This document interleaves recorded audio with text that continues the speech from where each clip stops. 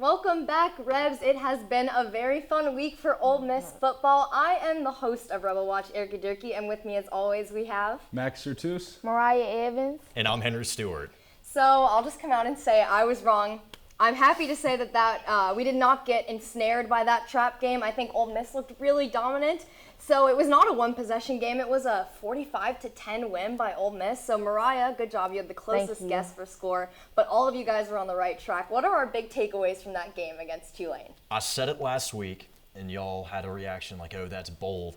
Trinidad Chambliss is the future of Ole Miss football, and he proved me right on Saturday. He absolutely balled out. 17 for 27, 307 yards and a touchdown, 112 yards on 14 carries on the ground. Trinidad Chambliss put on a show against a very tough Tulane defense coached by John Summerall. He is the future of this team. There is no doubt in my mind. And he proved the world and showed the world that he may have come from Ferris State, the Division II program, but he can compete at the FBS SEC level and do it extremely well. Yeah, I want to jump right into it. If we're getting into the quarterback situation, something that stood out to me over everything this weekend was Trinidad Chambliss's patience. Patience is the name of his game. He has so much composure, and that game was big. We talked about going into that game. That's the game where you have to start realizing what reads can you make as a quarterback, and he is developing as a player, which I love to see. I also was extremely impressed. We've been talking about, through the past couple weeks, how this offense is clicking and developing and kind of getting an identity. I want to talk about the relationship and the trust he's building and the chemistry with Deuce Alexander. Yes. That's something that I wanted to talk about a lot this week.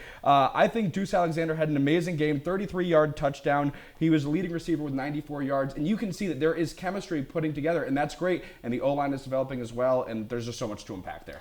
No, I'm going to say, Erika, you get a plate. Max, you get a plate, because everybody was eating Saturday. That's what I got to say. Trinidad was eating. Deuce, T1 Lacey, Harrison Walden Jr., whatever. Everybody was eating. Everybody had a piece of the ball, but I will say it was kind of a slow-paced kind of game. Not all. It was fast-paced offense on Ole Miss part, but it was not a game that I'm like, it was all right. I think it said... You put it best last week where you said this is going to have a lot to do with your outlook for our future games. And I think that this did have a lot to, we are really coming together as a team. And no matter how much you tell me it's not an SEC team, it's not a strong opponent, I think that it says a lot to go out and to beat those teams, though. Yeah, Erika, that's a great point. This is a game that was an expected win, I think, but it's how we won that mattered the most. Yes. We put together a lot of missing pieces that we needed going into this next game at LSU, which we'll talk about later. But this game was extremely important on both sides of the ball, offensive and defensive. But there were some struggles and notable things to point out. But I think overall, this was a very good game progress-wise. No, 100%. And Max, I kind of want to go back to something you said a little bit earlier about Trinidad Chambliss having that patience. He's able to develop that patience because the offensive line is really starting to come together. We talked about it and kind of harped on them a little bit at the beginning of the season because they were just trying to come together, learn how to play together as a unit and mesh, but they have absolutely come together and figured it out. Granted, they did allow a sack, but they gave Trinidad Chambliss so much time in the pocket. Yeah. They let him progress through his reads, climb up in the pocket, and a lot of the times, he had 112 rushing yards, but that was mostly coming because Tulane had everything blanketed downfield, and we had good enough pass protection so that he had those lanes to just take off and run. I was unbelievably impressed with the offensive line. I also want to talk about the effectiveness we had on third downs this week. Yes. If you look, I had an old high school coach, Coach Pinabel, used to say third down, that's the money down. And that is 100% what this game was because third down is where it matters most. And the effectiveness that Ole Miss had on the third down was extremely detrimental to that win. 100%. I think we probably tooting the horn a little too early. It's still just week 4 for me. It's just not. It was just Tulane. No offense to Tulane and whoever's watching and fan of Tulane. I'm sorry. But Tulane's defense was great.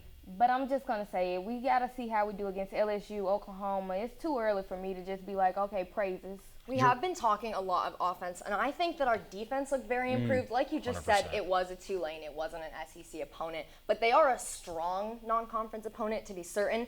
And we did not allow a touchdown until, most of our starters were in, right until the end. I think our defense looked a lot better. 100%. They allowed just 282 total yards. Jake Retzlaff was 5 for 17 for 53 yards. Right. I don't think I've ever seen a quarterback at the Division I level throw for less than 60 yards. DJ Lagway had just over 60 in the loss to Miami this weekend. But, Ole Miss just completely shut down Tulane passing wise, and they did let him. You know, he had an okay day on the ground. He had 51 yards on 8 carries, and Ole Miss has struggled a little bit with the dynamic quarterbacks, but they did a phenomenal job. A week's difference from Talon Green compared to Jake Retzlaff, where you know Talon Green had 112 yards against Ole Miss, and they allow essentially half of that number against a quarterback with a very similar play style. Shout out to Pete Golding. I mean, we say it as Ole Miss fans all the time. He is genuinely one of the best defensive coordinators and the highest paid assistant in the SEC for a reason. He put on an absolute clinic. Kudos to the defense. They locked up in a very potent Tulane team. And Mariah, it is Tulane. But this is a Tulane team that has beaten 2 Power 5 programs in pretty convincing fashion.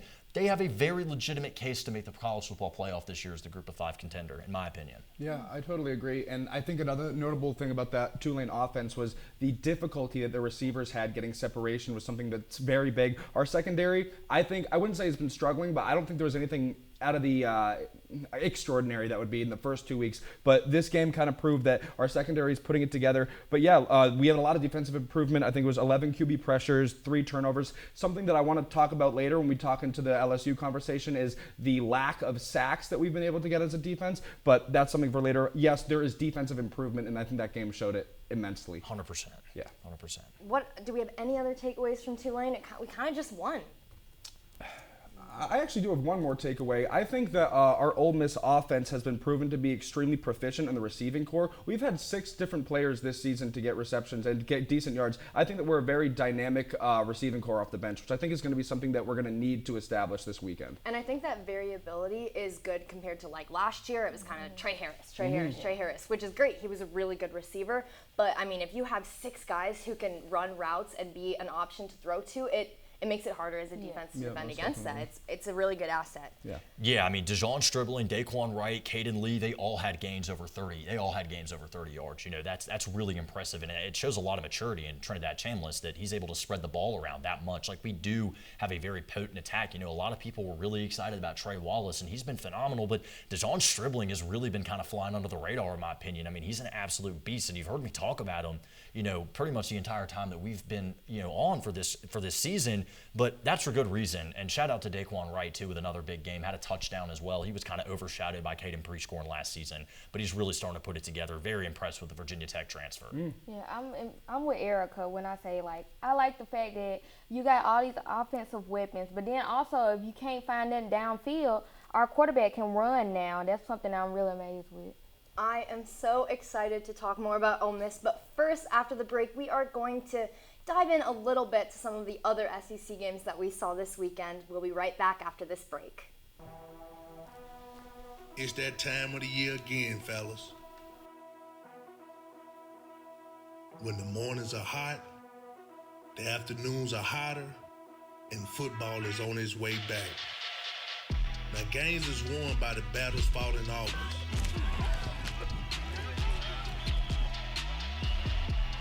Everyone that's not revered as an Ole Miss legend has been in your shoes before, trying to survive that Mississippi heat, competing for a spot, and knowing the sacrifice that it takes to make it in this league.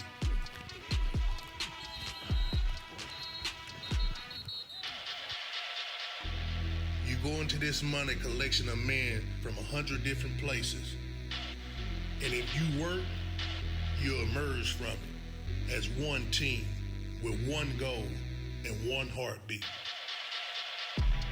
The SEC awaits you. And if they don't know who you are now, they will soon.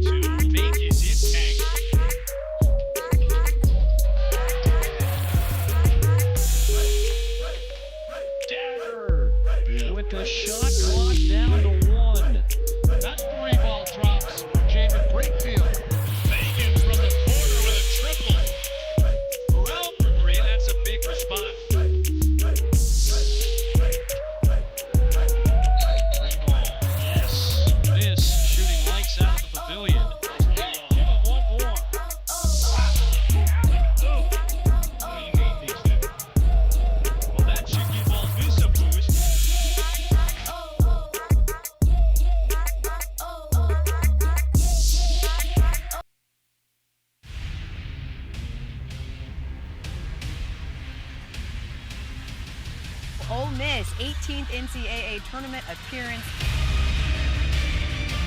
This is fun, folks, as Baker's peeling it. A little heat check. Snow Collins for three. Bring it up. Said, I love Madison Scott. Ole Miss Rebels are having a lot of fun, and you can see why.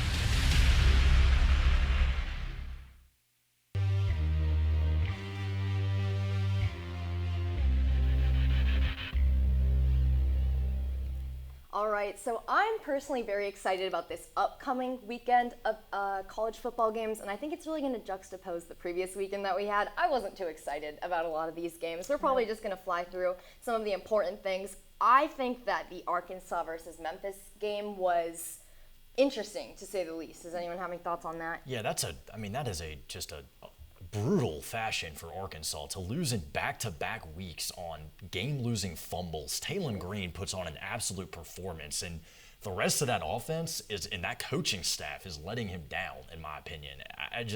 My heart, Ole Miss and Arkansas have a rivalry, but my heart genuinely breaks for the Razorbacks because they just cannot seem to catch a break these past few weeks. Yeah, because they led most of the game, and then it was just like collapsing like an Eiffel Tower. It was just very sad to me to watch. Yeah, what is impressive, though, is Talon Green's ability to show off his skill when he is surrounded in such a harsh environment that displays his skill level as a player. But, yeah, it was disappointing to see that he kind of fell from grace in that kind of sense. Speaking of, good SEC quarterbacks that maybe are falling from grace right now, looking at that Oklahoma and Auburn play, it is a shame to see what happened to John Mateer. Yeah. I almost cried, I'm not lying, because I really have a soft spot for John Mateer, a quarterback that actually goes out there and gives his all each and every play. And to be out for a month, being a Heisman frontrunner, I'm just really worried about how this Oklahoma team is going to look, because they done built their identity around him, really, this season. Yeah, Oklahoma has a fantastic defense. They're one of the best-ranked units in the country. I mean, they had a record-tying 10 sacks against Auburn, and Auburn carried the ball 36 times for 67 yards. You carry the ball nearly 40 times, you can't even break 40 yards. I mean, they just got they got neutralized straight up, and I've never seen that in an SEC game before. Yeah, and you see the trade-off where Oklahoma had former QB Jackson Arnold, which was it's tough to see, but I think hopefully John Mateer will be able to be back kind of later in the season. But he did have an insane game, 271 passing yards, 2 touchdowns, a rushing touchdown, as well as a passing touchdown. But yeah, it's going to be tough to see how that injury develops. Hopefully he can get back up on his feet. What do we think of the very controversial trick play in that game? I think it was really interesting. I mean, it's Isaiah Satania who, speaking of Arkansas, the Arkansas transfer has been a crucial piece to Oklahoma's passing attack. He fakes like he's going to the sideline and ends up running up the field, and John Mateer hits him wide open, 33-yard touchdown. And, Auburn, they can say that, they should have called it and that may have won us the game. We don't know that. And here's the thing. They didn't have a good offensive performance, so there is no way to know that you would have won the game. You probably wouldn't have. Should they have called it? Sure. But I don't think it really impacted the game as much as Auburn fans would say that it did. I'm not even offended that they didn't call it. I mean, since they went back and issued a statement saying they should have called it, I guess my opinion doesn't really matter here. But I think it's important to note that he did notify the referee that he was on the sideline and still in the game. So, the officials were aware of what was happening, and I mean, if you're not cheating, you're not trying. And maybe it's up to Auburn to be counting heads, no? Yeah, well, it almost reminds me, and if I can, Henry, maybe you can speak to this a little bit, but Ole Miss had a similar play that last year where we had, I forget who it is, I want to say it was our tight end, go over to Lane Kiffin and then pretend to read the play sheet, didn't know the play was developing, then went up the sideline for a touchdown. I don't remember which game that was against, but I remember reading about that, and that's another thing. It's there's a lot of gray area in these trick plays, but I think that's what makes football so fun is that, you can play around with, the environment you're in and, the time you have left and the formations. And I wasn't, like you said, Erika, too offended by that either. Yeah, Grandpa said don't make excuses. Okay, that one play did not cancel out them winning the game. Exactly. It was leading up to it. So it's just, you can't say one play kept me from winning the game. It's always something building up to losing. It was so early on in the game as well. It was the first touchdown, right? Yeah, so, it was. I mean, ifs and buts. I think it's kind of a cope to say that. And I mean, I feel like coaches match the gloves of their players to the uniforms of the other team and tell them to hold but don't get caught. Like, it's a part of football to try to be kind of tricky like that. So, I mean, aside from the statement issued, if that wasn't issued, I think I'd be fully on Oklahoma's side here. But, I mean, if that's the statement that's been made, I guess I understand. Yeah, I also think it's just kind of odd that you complain about penalties, but Auburn committed 13 penalties for 85 yards. They also give up 10 sacks. You play a sloppy game like that, you're going to lose. Yeah, it sucks they didn't call it, but you're right. Oklahoma did their due diligence, and they pulled off a really impressive trick play. Get out there, play better defense. Maybe don't let your quarterback get sacked 10 times. Be upset about that. Yeah, so, I mean, it wasn't a super exciting weekend for college football, but at least we had a controversial play to look at. You know, we can brush up on the rule book, right? And, I mean, I'm excited to look forward to next weekend. We've got the Penn State whiteout. We've got crazy SEC matchups, but what we will be talking about after the break is the Magnolia Bowl, the game of the year, in my opinion, and I am so excited to get into it. We will be right back after the break. My passion is journalism. Here at the University of Mississippi, we produce a nightly half-hour newscast, broadcasting regionally on cable and globally on the World Wide Web. It's the kind of experience that is preparing me to walk into any news station in the country with the skills and abilities I need to succeed. So it's not just preparing me for the real world, it is the real world.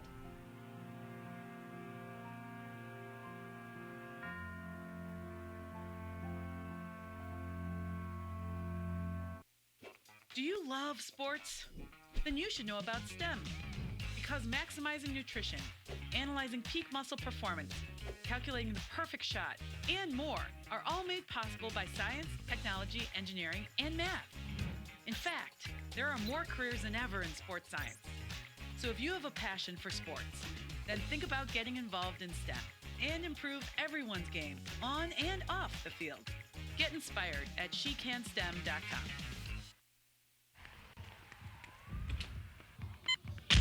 These are more than just the sounds of a safe place to go after school. These are the sounds of interest being ignited and of mentors making an impact. At Boys and Girls Clubs, we don't do just one thing. We do whatever it takes to meet the needs of every kid who comes through those doors. Because whatever it takes is what it takes to build great futures. Great futures start here.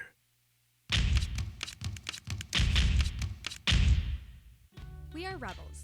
For more than 160 years, we've been accomplishing the impossible, from conducting the world's first lung transplant to helping prove Einstein was right.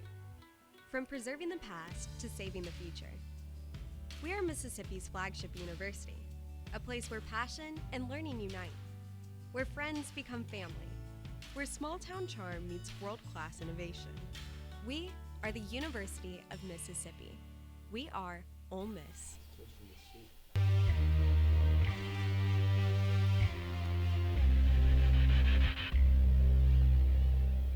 All right, it is that time of year. It is the Magnolia Bowl in just a couple of days. Ole Miss versus LSU, highly anticipated. I'm very excited. I want to see what you guys think. Who do you think is going to win? All right. Oh, wow. Yeah. All right. Why do you think that? I mean, there's a lot to unpack here, right? Now, my decision isn't to say that Ole Miss is not a great team, which I know we are. LSU is also a fantastic team. But something that I kind of want to unpack for the most part is that Ole Miss has had a lot of time to develop their team so far. We've had a lot of, I would say, easier games than the LSU schedule. Now, granted, when LSU played Florida, they led by, DJ Lagway and once again, Clemson, led by Cade Klubnik.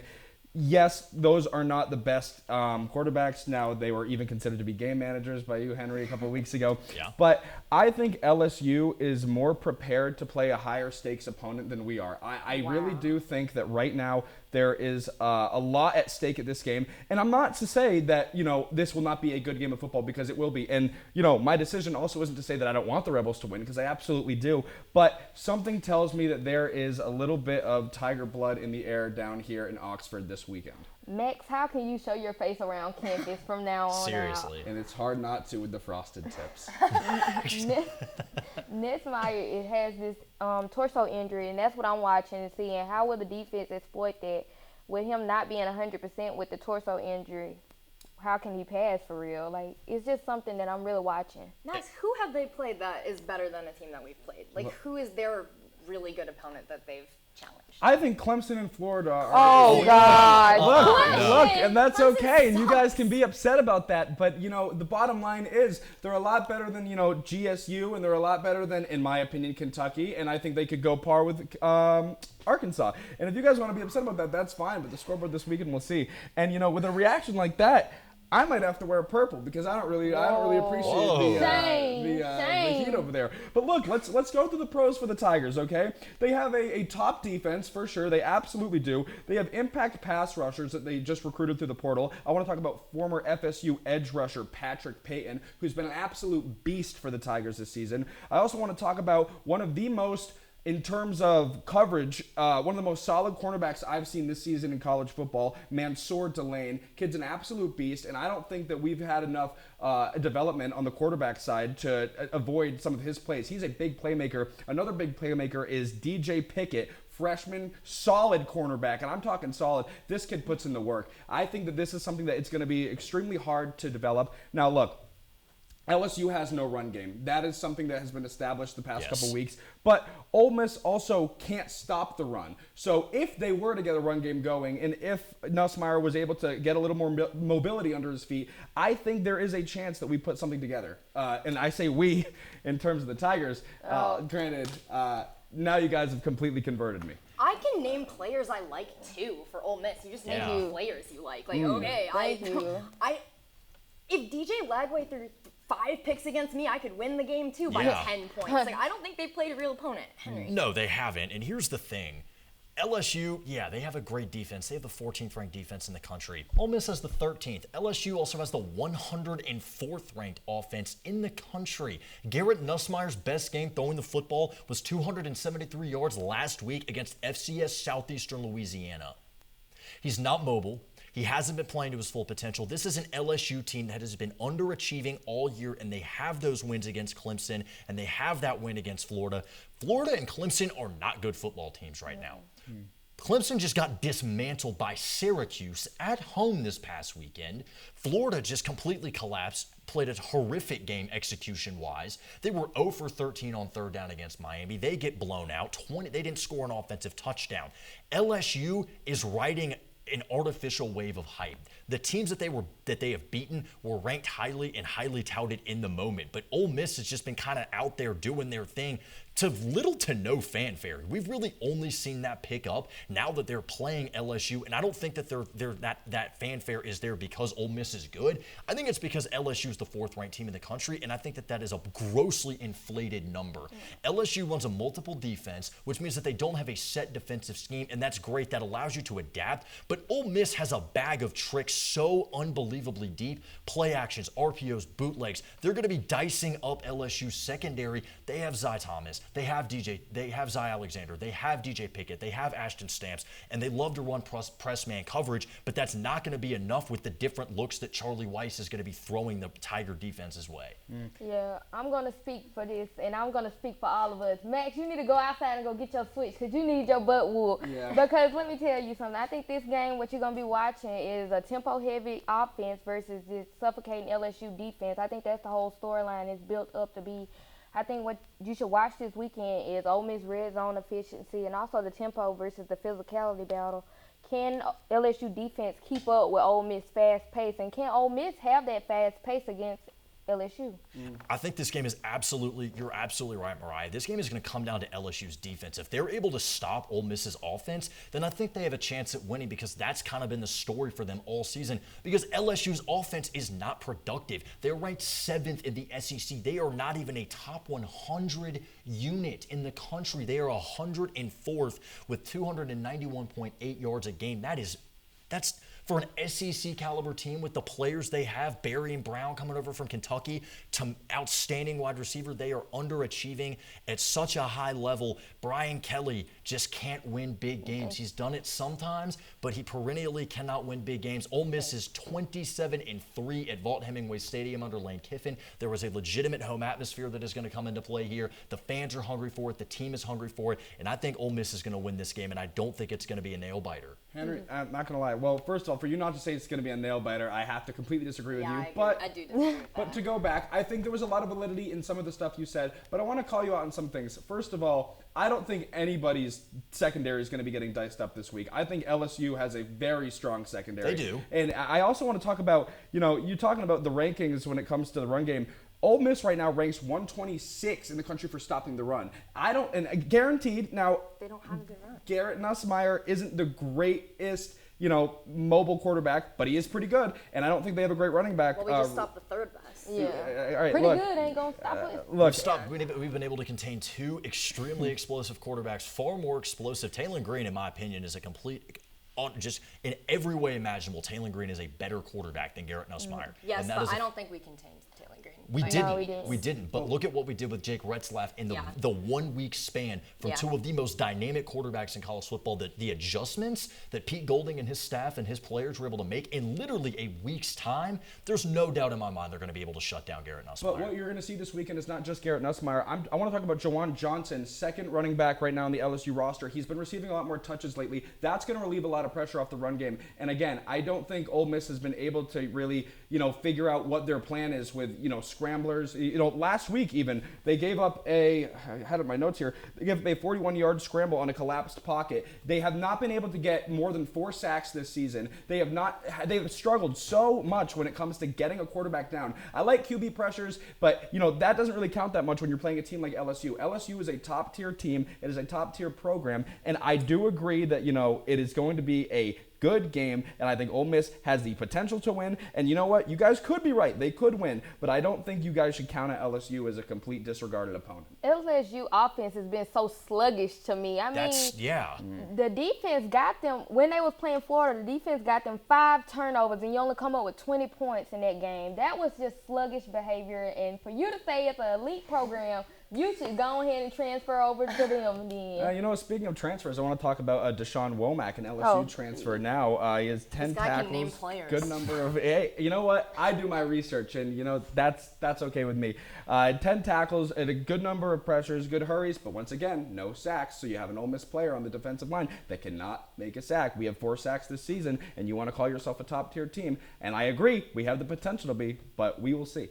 Well, I feel like they have all these great pieces, and then they are coming together, and they're not. I don't think there's any way that LSU scores more than 23 points against us. I'm taking Ole Miss 23-27. If we score more than 23 points, we win. 24, we win. They are not putting it together.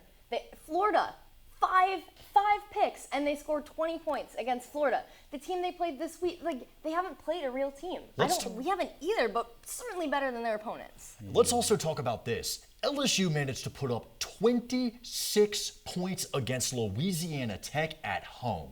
They held the Bulldogs to 150 total yards, and you come away with 26 points. A team that hasn't been to a bowl game. Well, they went to a bowl game this past season, but before that, they hadn't been to one since 2019. I also think that our wins, although they're less impressive than last year, that almost makes me more hopeful. This is going to be a close game. This is going to be a one-possession game. I would be remiss if it's not. And last year, we did not win a one-possession game. So the fact that we have a couple of those here, I think even makes me more hopeful, even though technically those are less valuable. We got lucky with Arkansas. We did. But I think that we're more clutch. We have that clutch gene this year more than last year. We do. I agree that we have more than last year. Before you guys slash my tires in the parking lot, I will give some of my insights as to what Ole Miss has been doing well. I think the pass game, if Ole Miss were to win this weekend, would be their biggest upper hand. They have an extremely dynamic receiving core, like I said earlier. And Kiffin, what I love about Lane Kiffin's offense is that it's dangerous. He plays cowboy ball. That was why I think Jackson Dart works so well into that offense, is that they got guys that can sling the ball, and he's not afraid to do it. It is a volatile offense, and it goes hand in hand with LSU's defense. And it's gonna be a great game. And I say that in terms of being close. I don't think it's gonna be a blowout. But Erika, what is your score prediction? I have 17-14 LSU. I have 23-27 Ole Miss. So do I, copier. I have 34-20 Ole Miss. All right, that's not a nail biter at all. And we will just have to find out next week, won't we? I am very excited. I hope that you all come back and see what we have to say when Max is wrong. I have been your host, Erika Dierke. I've been right, Max Certuse. Mariah Evans. And I'm Henry Stuart. Hotty toddy, we will see you guys next week.